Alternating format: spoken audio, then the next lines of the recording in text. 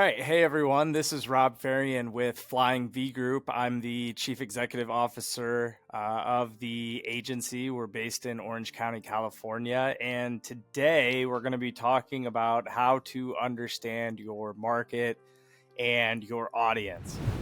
Part of my New Year's 2025 initiative was to create more content, more information, just put out my thoughts, different things in terms of how we provide information to our clients, make decisions, and at the end of the day, provide the best solutions and performance and results. So this is a obviously critical topic, understanding who you're marketing to, what that audience looks like. So whether new business, old business, market is constantly changing. And so that's where we really need to understand our audience and have data and information that allows us to understand those fluctuations and make quick decisions to adjust or continue down the path and get stronger with the information that we're getting. Today, we're going to cover 3 topics. So the first, how to identify and define that target audience. The second, we're going to get into market research, how to look up these techniques, especially for small businesses. And then third, customer personas. So identifying those markets, identifying where we have strategic insights or where we have unique familiarity with the customer. So we'll talk about all of that. We're going to get right into it. And our first piece of the puzzle is how to identify and define that target audience. So your target audience, that's going to consist of people that need your product, are looking for your service, can find value in what it is you're trying to provide to the market. So in order to identify and define them, I'm going to focus on a few different areas. The first being, you need to understand what it is you actually have.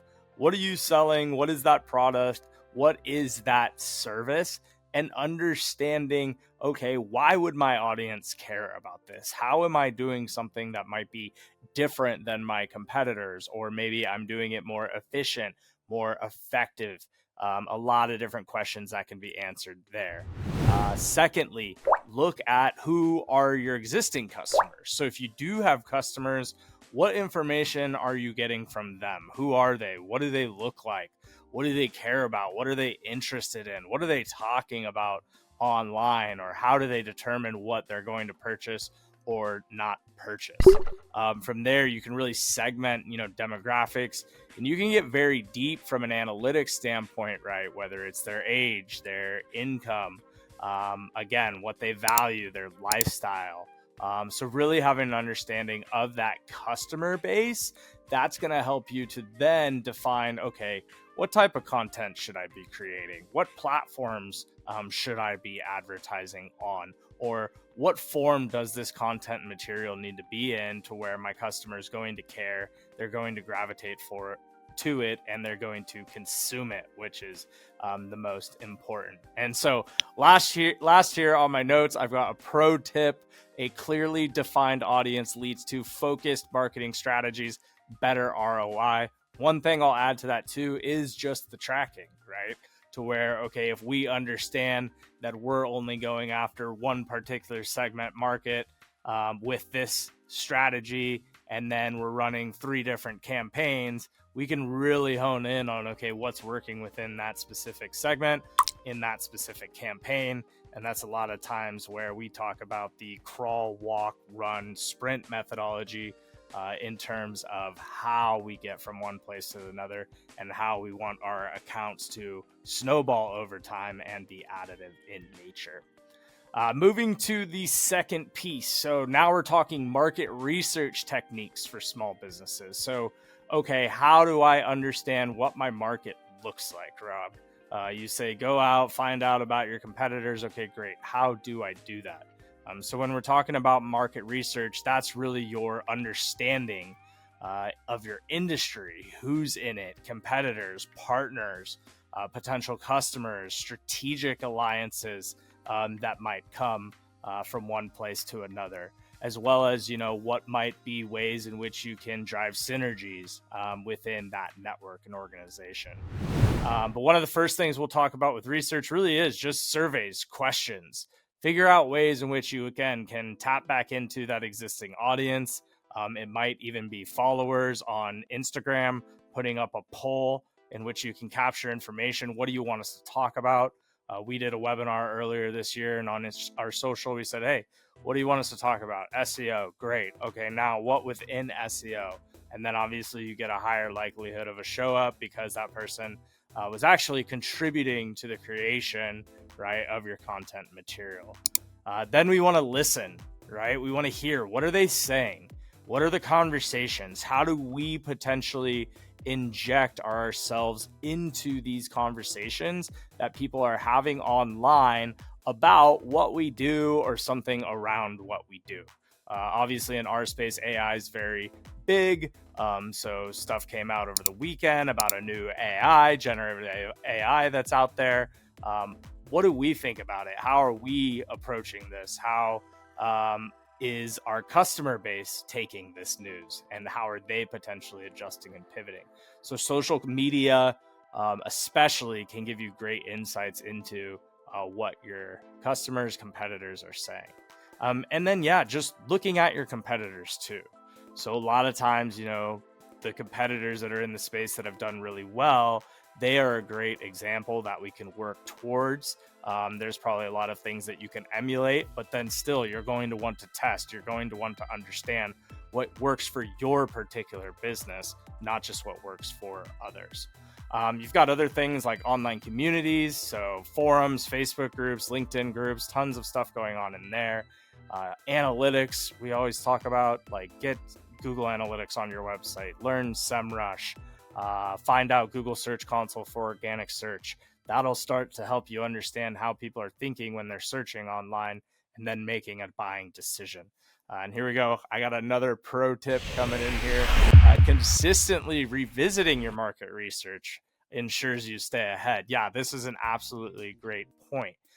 Gotta constantly be in tune. But I think that's where, if you take a data-driven approach and you understand that the data is going to tell that story, and if I can be ahead of the game because I'm taking in this data, I'm actually reacting to what the market's telling me, and then adjusting, right, where I position myself online or with my out of home, whatever the type of marketing may be, that's where you're really going to see the incremental gains, because you're optimizing actually how you're generating revenue. And moving forward, finally, so point number 3, again, it's been a while since I've done this, so I almost need a glass of water, but that's all good. Think number 3 or point number 3, creating customer personas. Yes, cannot stress this enough. Think about it. Who is that person, if you were sitting in front of them, that you would want to be selling to all day, every day, because there was a high likelihood that they are going to convert? Draw that person out, list out who they are, understand the data. Step 1, who are they, right? What are the insights? What are the details, the demographics that we talk about? Give them a personality. Step number 2, we say face and name, right? Meet this person. She is so-and-so. She does this. She cares about X, Y, Z.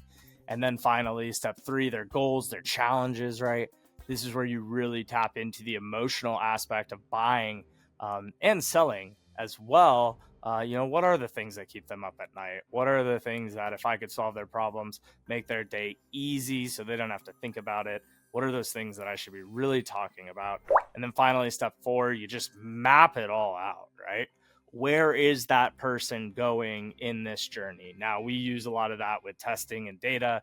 We think that can move things through quite a bit faster, but you're still building out, these personas and targeting early on, because you have to start somewhere, right? You have to chip away, crawl, walk, run, sprint as we advance. So last pro tip there, multiple personas, especially, if you have different audiences that you cater to. So, it's okay to service vertical A and B. It's just make sure that you do have defined information material for each of them, to where you can really fine tune that information, and then get them what they want, what they need specifically to them. So to wrap up, really appreciate you taking time with me. Hopefully going to be, again, doing more of these. Hopefully you found some of this information valuable. Trying to really up the game from a video content perspective, get more social content material out there. Remember, it's a continuous journey, right? This is going to change, evolve a lot over time. And again, that's where we go back to data. Stay in tune with the data, because that's going to tell you very quickly, right, what's changing, what's not. If you have any questions on this stuff, leave a comment. Give me thumbs down. Any feedback's great, right? The algorithm loves it one way or the other. But yeah, we can always help you translate some of these concepts or put together certain pieces of the puzzle for you if you need it, especially at Flying V Group. So visit us online, flyingvgroup.com. We can really help you elevate your marketing efforts. Really would appreciate it. Like, again, subscribe if you don't mind.